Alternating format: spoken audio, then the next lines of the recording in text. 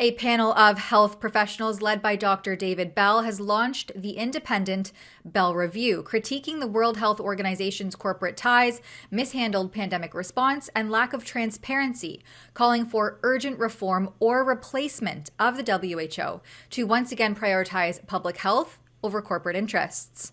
Dr. Bell is a former WHO physician with extensive experience in global health, and he became concerned with the pandemic agenda during COVID-19, and as a result has now been asked to provide independent, evidence-based assessments of the WHO, including their pandemic preparedness policies, and to make his findings publicly accessible. Sponsored by the Action on World Health and politically backed by MP Nigel Farage, Dr. Bell is leading the Bell Review independently with full control over panel selection and a focus on reform rather than replacement.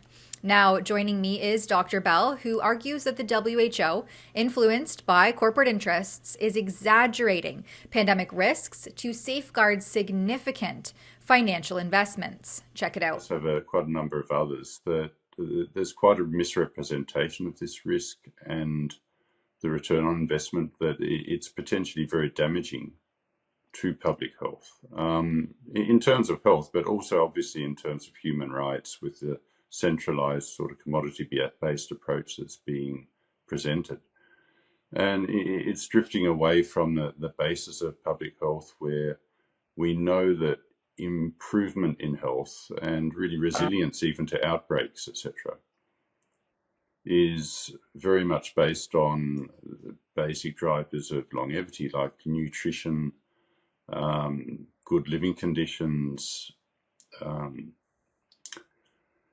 and sanitation, etc., and even social capital. If you have control over your own health and welfare, you tend to live longer. So we've seen the opposite during COVID, where there's been a high concentration on a single virus, which mostly affected quite elderly, sick people. And in the process, we saw education shut down over much of the world, a deterioration in basic health statistics, a huge increase in poverty, over 100 million people globally in severe poverty. And these will have, intergenerational harms in terms of health and well-being. It's the opposite of what public health should be doing. In this context, Dr. Bell was tasked with assessing the WHO and proposing reforms or replacements that prioritize public health over the interests of what he calls health commodity producers. People may know of the Alma-Ata Declaration in 1978 and the work around that, where it was clear that the best outcomes in health come from communities having control over their own health. They understand their needs. And health, let's remember, even in the WHO definition, is physical, mental, and social well-being. It's not just the absence of a virus. So previously, this was mainstream public health. In the last 20 years, there's been a change, and it's been in parallel with changes in funding of the WHO and of international health in general. So we've seen a big increase in private funding and in corporate funding. And the funding for the WHO has gone from mostly core funding, where the WHO got money from countries and on a technical level, using their expertise and outside expertise and the needs of countries, they use that money. Now, most of the funding of WHO is specified, which means they have to do what the funder wants. And the main funders are private sector or countries with very large pharmaceutical industries. So inevitably, we've moved from this community-based approach, which is more effective and delivers better health and better health outcomes and better resilience to pandemics. And we've moved from there to a very commodity-based approach, which addresses the interests of these major funding entities. So WHO, to a large extent, isn't driving this. They're a tool of a wider problem. And I think in talking about replacing/reforming WHO, and I think reform is possible, we have to take that into account. It's not an organization that's gone wrong. It's an organization that has been pushed in this direction due to the way it's funded to a large extent. And other perhaps geopolitical interests, but it is very much a tool of a larger problem rather than the problem itself. If there is reform, it has to be very deep reform. There is a place for international organizations clearly as a clearinghouse for data, a place to meet and discuss problems, to harmonize certain regulatory approaches, etc. The WHO does useful work, for instance, in monitoring and addressing fake drugs, which is a huge and very deadly industry. It does a lot of important work in addressing malaria, tuberculosis, other large endemic diseases that are in countries that haven't got yet very large technical capacity. But to be working well, it should be downsizing, because it should be building that capacity in countries, and that should be the priority.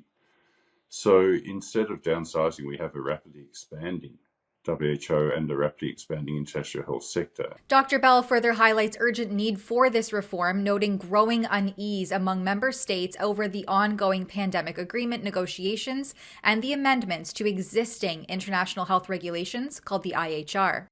So the international health regulation amendments have already been voted on last May, June. That they will come into force in a year unless countries exclude themselves from those, and they have 10 months to do so. So that they can still do that in the next few months. And I think a lot of people hope that will happen on a large scale. Not because we shouldn't do something about collaboration in health, but because we need to do it in an evidence-based and proportional manner.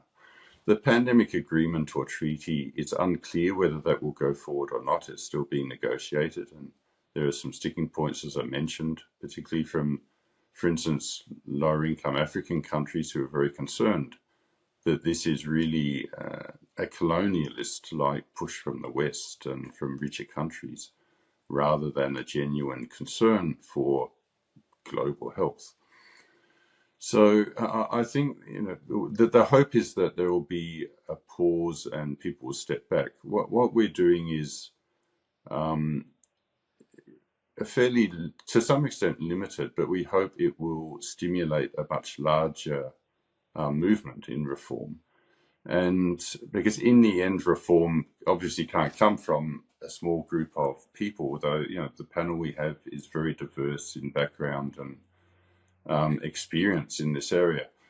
But in the end, it needs to come from countries and populations. But we're hoping that we can provide a framework through which that sort of deep reform can happen. Next, Bell addresses the political class's willingness or lack thereof, including Canada's, to support and implement such an initiative. It's been interesting since we've announced this that there has been a lot of support from the mainstream side of public health. And that includes the Canadian delegations, and they're very aware of the concerns around this.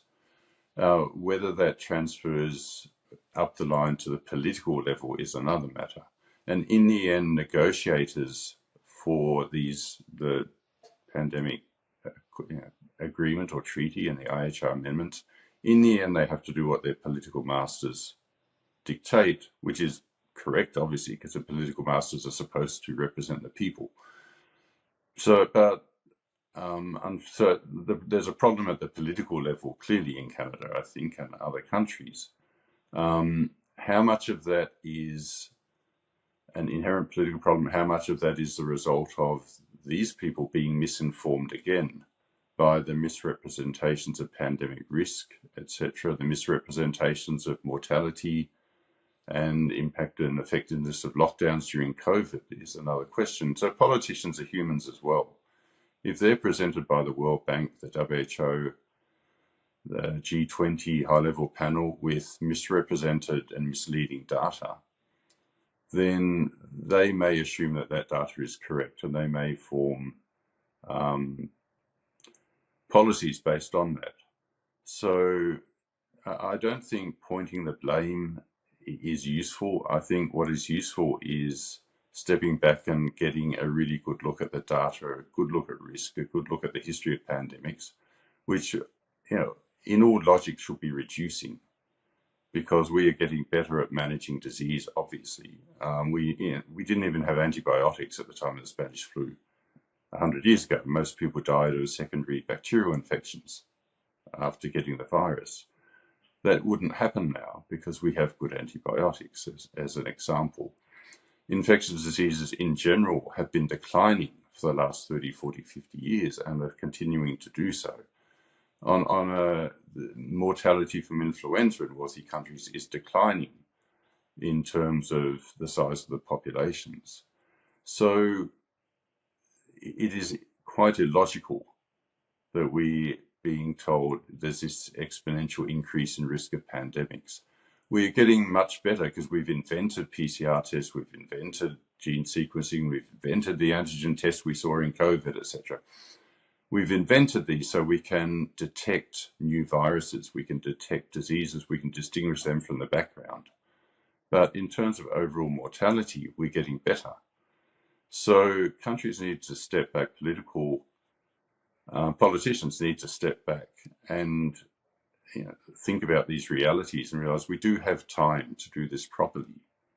It has to be proportionate. If we take money and we put $31+ billion per year, as is being suggested into pandemic preparedness, that will come from things that kill more people, from cardiovascular disease, from cancer, from tuberculosis, etc. There'll be a huge cost. For the last few years, that's being driven by commercial interests, clearly, who made a huge amount of money out of COVID and are looking to make more money in the future from similar responses. If we can get rid of those conflicts of interest and step back and look logically, I think we'll come up with a very different approach. And that's really a reformed World Health Organization could do that. At the moment, it's to a large extent captured by the way it's funded. After phase 1 and 2 are complete, Dr. Bell shares his vision for the next steps and the urgent action needed moving forward. I think the likely outcome is that we'll come back with a very clear report on what ethical international public health should look like, and to what extent the WHO is failing in this at a high level, and to what extent it could, at a high level, be reformed. To do that reform is obviously a much deeper and larger effort, but it needs to happen quite quickly because at the moment we're probably doing net harm in international public health. And there is a huge loss of trust, which is good from the public. It's good to have a loss of trust when the organizations that the loss of trust is in have been misleading people, because you don't want to trust misleading information and data. But we also do need public health. We need, if we need factories not to be putting mercury in rivers, we need good, effective, valid antibiotics for tuberculosis, etc. These are public health. They're things that we can do best collectively through an international collaboration. But so if we continue to lose trust, then we'll also see increasing harms in the areas that public health can help. So I think the outcome will be an improvement. Obviously we'll come up with a report, but I think that will stimulate and help to stimulate a much broader improvement and rethink. I think international public health needs to be massively downsized. We have too many institutions and they're far too large and they're far too centralized, for instance, in Switzerland, rather than where the major readily addressable public health problems are. And the whole ethos of public health needs to be to build capacity in countries and in communities so that this central approach is increasingly irrelevant and not needed. With Canada likely to see a majority Conservative government after the October election in 2025, I reached out to one of the most vocal MPs on this issue, Leslyn Lewis, who even supported a petition to withdraw Canada from the United Nations and its subsidiary, the World Health Organization. I asked if the official opposition was aware of the Bell Review and if they would support its findings. Why or why not? I also asked what their stance is on the WHO. And then how Canadians can trust health agencies to uphold democratic due process when unelected, unaccountable health bureaucrats are holding closed-door negotiations. As with all previous media requests to Lewis and the Conservatives, I received no response. For Rebel News, I'm Tamara Ugolini. If you appreciate this work, please consider supporting it at exposethewho.com. At that website, you can sign our petition demanding our leaders not enter into the WHO pandemic treaty or approve changes to the existing international health regulations. This will also ensure that you never miss a report on this subject. That's exposethewho.com.